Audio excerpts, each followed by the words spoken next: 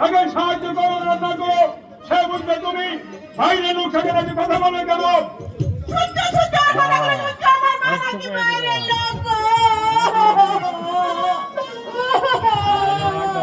আমি আমি তোকে সাবধান করে দিচ্ছি নয়, আমার ভাত চুরি খেতে হয়।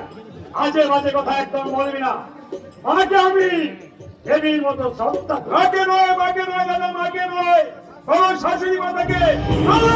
মাকে তো পুরোপুরি হাতে করে ঝেড়ে বসে বহাল করে রেখেছে দাদা। সত্যি দাদা, তোমাকে ধন্যবাদ দেওয়ার আজ আমি খুঁজে পাচ্ছি না। সত্যি তুমি মহাপুরুষ।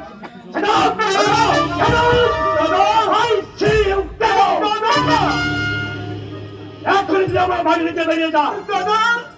কোন কথা নয়, এতদিন বৃথায় ফাঁসতে কি অনেক জেনেছিস, আর শাস্তে প্রস্তুত নয়। সেখানে খুশি চলে যা। কষ্ট বড় হচ্ছে শূন্য গোয়াল অনেক অনেক না থাকা ঢের বেশি আনন্দ। বিয়ে করেছি আজ 15 বছর। এই 15 বছরের মধ্যে একটা দিনকে শান্তিতে থাকতে বেশি। ঠিক বলেছো। অথচ ভাগ্যে বলে রয়েছে অত্যন্ত পরিশ্রম। দেখুন না বেহার মতো একটু দাঁড়িয়ে আছে। আমাকে যে অপমাননা বলে আপনি গলায় দড়ি দিয়ে বসা। বৌদি আমার জীবনে আমি অনেক দেখেছি, কিন্তু তোমার মতো আমার ভাইয়া আমার জীবনে আর একটাও দেখিনি।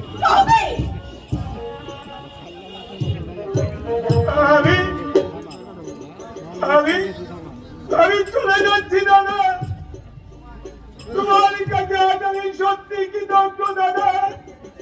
দূরে সরিয়ে দিলাম, একদিন তুমি আমায় সত্যি ভালোবাসতে দাদা। মনে পড়ে দাদা, মনে পড়ে সেই ছোটবেলার কথা। শীতের চাদর ছিল না বলে দু ভাই বাবা ধুতি গায়ে জড়িয়ে জড়াজড়ি করে রোদ্রে বসে থাকতাম।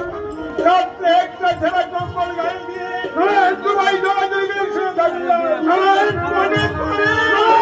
মনে পড়ে দাদা, চৌধুরীদের বন্ধু আমার গালে চৌর মেরেছিল বলে ইট মেরে বন্ধুর মাথা ফাটিয়ে দিয়েছিলে।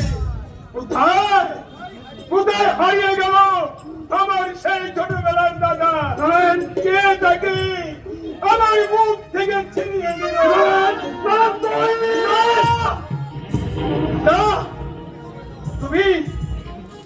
তুমি সেনো দাদা, তুমি সেনো।